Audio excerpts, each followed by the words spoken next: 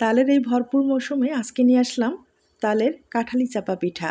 অনেকেই হয়তোবা নামটা প্রথম শুনছেন। পিঠাটা একবারেই সাধারণ, তবে গ্রাম বাংলার ঐতিহ্যবাহী এই কাঁঠালি চাপা পিঠাটা একবার খেয়ে দেখবেন। খেতে যে এতটা ভালো হয়, আপনারা একবার তৈরি করে খেলে বারবার কিন্তু খেতে ইচ্ছে করবে। নমস্কার এভরিওয়ান, সবাইকে ওয়েলকাম করছি নতুন আরেকটি রেসিপি দেখার জন্য। আশা করি আপনারা সবাই ভালো আছেন। এবার আসি মূল রেসিপিতে, আশা করি ভালো লাগবে। প্রথমে পিঠার জন্য পুরটা রেডি করে নেব। আর কড়াইয়ে এখানে প্রায় 50 গ্রামের মতো চাল ব্যবহার করলাম। এটা সিদ্ধ চাল, যে চালটা দিয়ে আমরা ভাত খাই সে চালটা ব্যবহার করলাম। চালটা কিন্তু একটু ভেজে নিতে হবে। আমি হালকা আছে ভালোভাবে ভেজে নিব, তবে লাল লাল করে না, একটু সাদায় থাকবে। হালকা আছে এভাবে চাল ভাজাটা ভেজে নিলে খেতে ভালো লাগবে। চাল ভাজাটা আমি খুব ভালোভাবে ভেজে নিলাম। এবার তুলে পুরোপুরি ঠান্ডা করার পরে ব্লেন্ডারে গুঁড়ো করে নেব। আপনারা চাইলে পাটা বেটেও কিন্তু গুঁড়ো করে নিতে পারেন, কোনো সমস্যা নেই। গুঁড়ো করার পরে এখন যেটা করতে হবে, আবারও কড়াইয়ে আমি এখানে প্রায় 150 গ্রাম গুড় ব্যবহার করলাম। যে কোনো গুড় ব্যবহার করতে পারেন, কোনো সমস্যা নেই। এরপরে সামান্য পরিমাণে একটু জল অ্যাড করে দেব। গুড়টা যেহেতু অনেকটাই শক্ত, জলটা অ্যাড করে দিলে গুড়টা তাড়াতাড়ি গলে যাবে। এবার আমি ফ্লেভারের জন্য ছোট 2টা এলাচ ব্যবহার করব আর একটা তেজপাতা ব্যবহার করব। এখন গুড়টাকে খুব ভালোভাবে নেড়েচেড়ে নিব। আর অনেকটাই গলে গেছে দেখতে পাচ্ছেন। এ পর্যায়ে এখানে আমি 1 বাটি নারকেল কোড়ানো ব্যবহার করব। এরপরে যে চাল ভাজাটা আমি ভেজে নিলাম সেটা কিন্তু গুঁড়ো করে নিলাম। এবার চাল ভাজাটাও দিয়ে দিব। চাল ভাজাটা অবশ্যই ব্যবহার করতে হবে, তাহলে পুরটা খেতে কিন্তু ভালো লাগবে। এরপরে খুব ভালোভাবে আমি নেড়েচেড়ে নিব। আর পুরটাকে কিছুক্ষণ একটু রান্না করতে হবে। আর একটু শুকনো শুকনো যেন ভাব হয়, সেভাবে পুরটাকে কিন্তু তৈরি করে নিতে হবে। আমি খুব ভালোভাবে হালকা আছে এভাবে নেড়েচেড়ে নিব।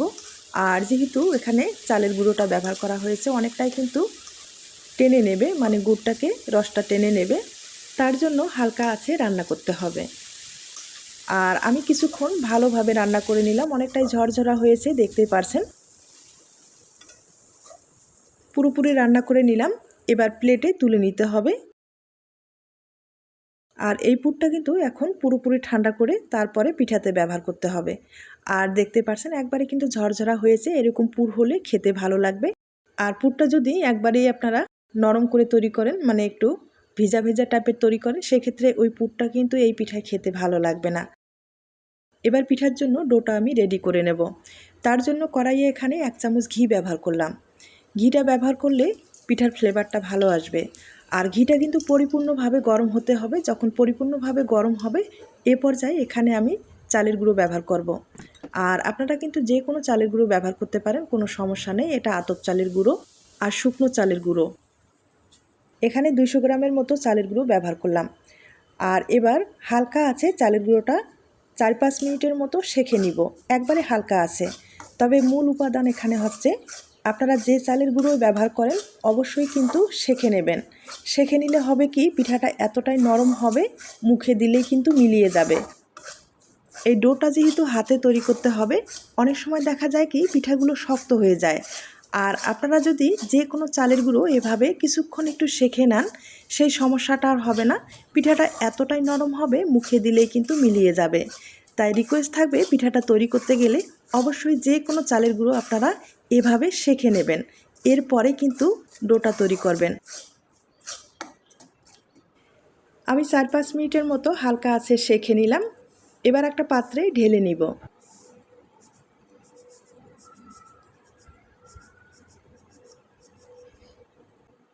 চালের গুঁড়োটা কিন্তু অনেকটাই গরম আছে, হালকা করে একটু ছড়িয়ে দিলাম।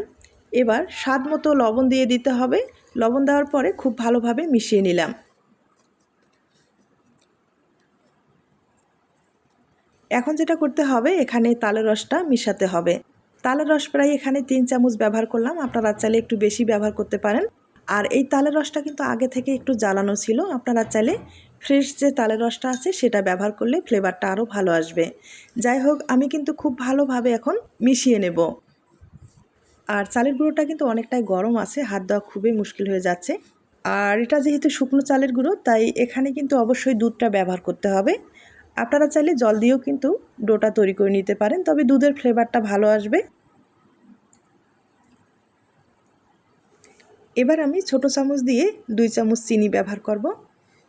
আর দুধের পরিমাণটা কিন্তু একবারে দেওয়ার দরকার নেই, অল্প অল্প করে দুধটা দিয়ে ডোটা তৈরি করলে সবচেয়ে বেশি ভালো হবে।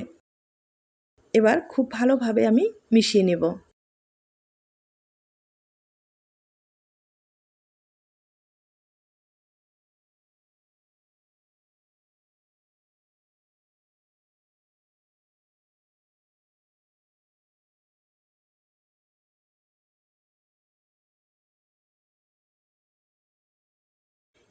ডোটা কিন্তু একটু ভালোভাবে মথে নিতে হবে, আর যেহেতু শুকনো চালের গুঁড়ো, ভালোভাবে মথে নিলে খুব তাড়াতাড়ি সেট হয়ে যাবে।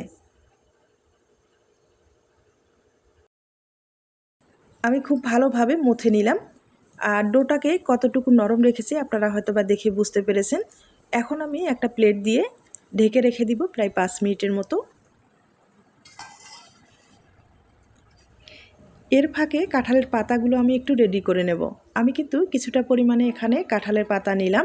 আর কাঁঠালের পাতাটা আগে থেকে একটু ধুয়ে পরিষ্কার করে রেখেছি। তবে এখানে একটা কথা বলি, আপনাদের যদি পাতাগুলো একটু শক্ত ভাব থাকে, সেক্ষেত্রে কিন্তু এই পাতাগুলো হালকা করে একটু সিদ্ধ করে নেবেন।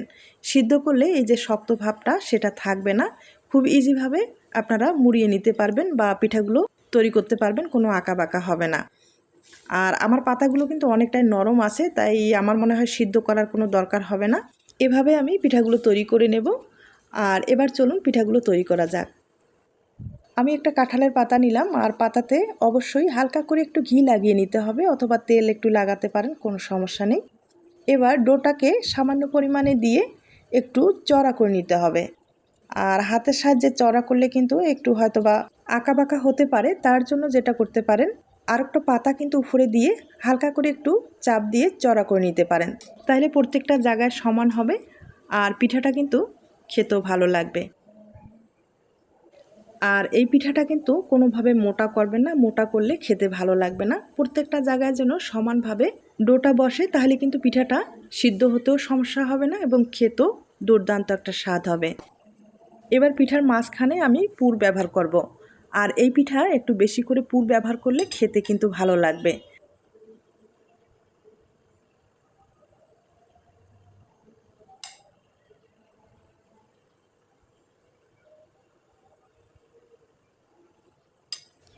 এবার পিঠাটাকে ধরে ভাঁজ করে নিতে হবে, আর পুরটা যেন বাইরে না আসে সেভাবে ভাঁজ করে নিতে হবে। আর এই পিঠায় না পুরটা বাইরে আসার কোনো রকম চান্স থাকবে না। তার জন্য যেটা করতে হবে, ভালোভাবে মুখটাকে বন্ধ করে দিতে হবে। আর বাড়তি যে ডোগুলো আছে সেগুলো কিন্তু ভালোভাবে সমান করে দিতে হবে। আর চেপে চেপে এভাবে মুখটাকে বন্ধ করে দিতে হবে। পিঠাটা যেন খুলে না আসে, তার জন্য যেটা আমরা করব সেটা হচ্ছে এখানে কাঠি ব্যবহার করব। কাঠি দিয়ে খুব ভালোভাবে কিন্তু মুখটাকে বন্ধ করে দিলে আর খুলে আসার কোনো রকম চান্স থাকবে না। তবে এমনিতেও কিন্তু খুলে আসবে না, তবে আমার মনে হয় একটা কাঠি ব্যবহার করলে কোনো রকম আর খোলার ভয় থাকবে না।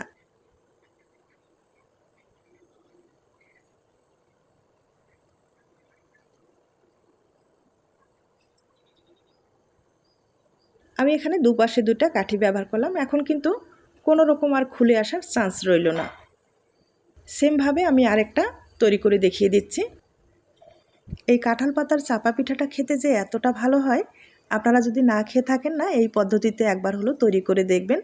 আশা রাখি নিরাশ হবেন না, একবার খেলে স্বাদ কিন্তু মুখে আজীবন লেগে থাকবে।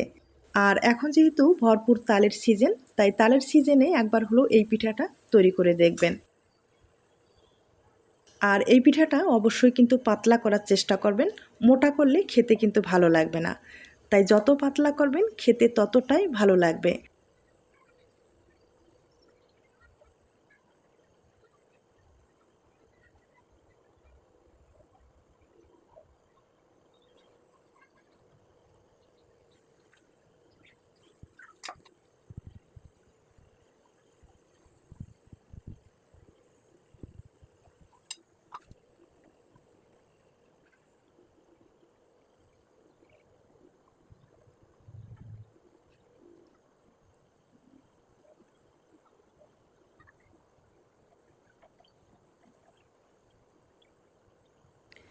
আমি আপনাদের 2টা পিঠা তৈরি করে দেখিয়ে দিলাম। আর সেমভাবে কিন্তু আমি অনেকগুলো পিঠা তৈরি করে নিলাম, একবার দেখিয়ে দিচ্ছি। এবার পিঠাগুলোকে ভাপিয়ে নিতে হবে। আর আগে থেকেই পাত্রে জল বসিয়েছি, জলটা হাই হিটে কিন্তু বলক নিয়ে আসতে হবে। এর উপরে একটা ঝুড়ি দিয়ে দিলাম, এরপরে পাতাগুলো একে একে দিয়ে দিব। আপনারা কিন্তু যে কোনো ঝুড়ি ব্যবহার করতে পারেন, কোনো সমস্যা নেই। আর যেহেতু ছিদ্রযুক্ত ঝুড়ি, খুব তাড়াতাড়ি কিন্তু ভাপিয়ে নেওয়া যাবে।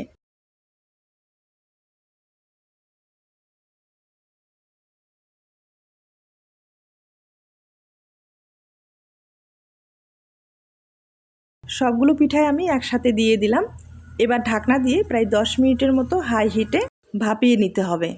আবারও বলছি, এই পিঠাটা যদি আপনারা পাতলা করে তৈরি করেন, সেক্ষেত্রে ভাপিয়ে নিতেও কিন্তু বেশি সময় লাগবে না, খুব তাড়াতাড়ি ভাপিয়ে নেওয়া যাবে। তাছাড়া পিঠাটা খেতেও ভালো লাগবে। আর যদি আপনারা মোটা করে তৈরি করতে চান, সেক্ষেত্রে কিন্তু পিঠাটা ভাপিয়ে নিতে একটু সময় লাগবে, আর খেতে আমার মনে হয় অতটা ভালো লাগবে না।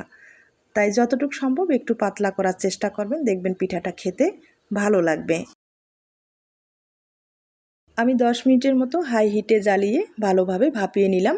আর পুরোপুরি সিদ্ধ হয়ে গেছে, দেখতেই পারছেন।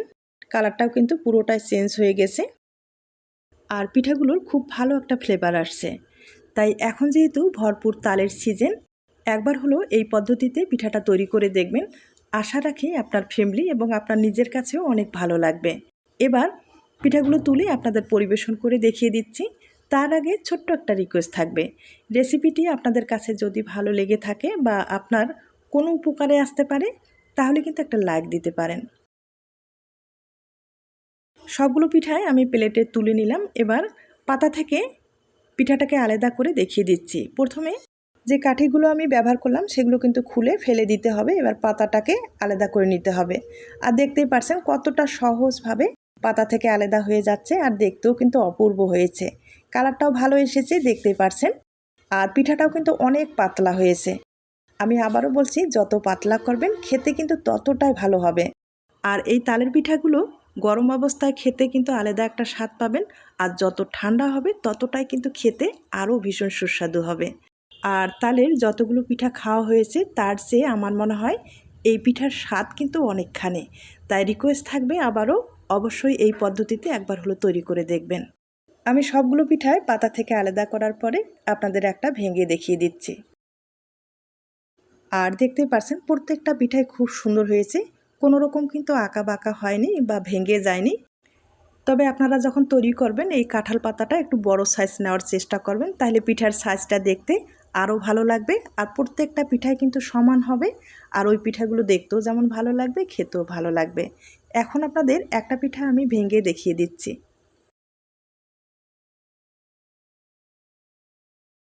দেখতেই পারছেন প্রত্যেকটা পিঠাই কিন্তু খুব সুন্দর হয়েছে, আর কালারটাও ভালো এসেছে। এবার একটা পিঠা আমি ভেঙে দেখিয়ে দিচ্ছি।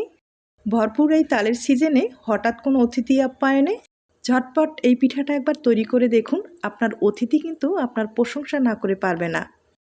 পিঠাটা কিন্তু অনেক ঠান্ডা হয়েছে, আর হাতে নেওয়ার সাথেই মনে হচ্ছে ভেঙে যাচ্ছে, এতটাই নরম হয়েছে। দেখতেই পারছেন, দেখতে যতটা লোভনীয়, খেতেও কিন্তু ততটাই সুস্বাদু। তাই রিকোয়েস্ট থাকবে, এই পদ্ধতিতে একবার হলো এই তালের পিঠাটা তৈরি করে দেখবেন।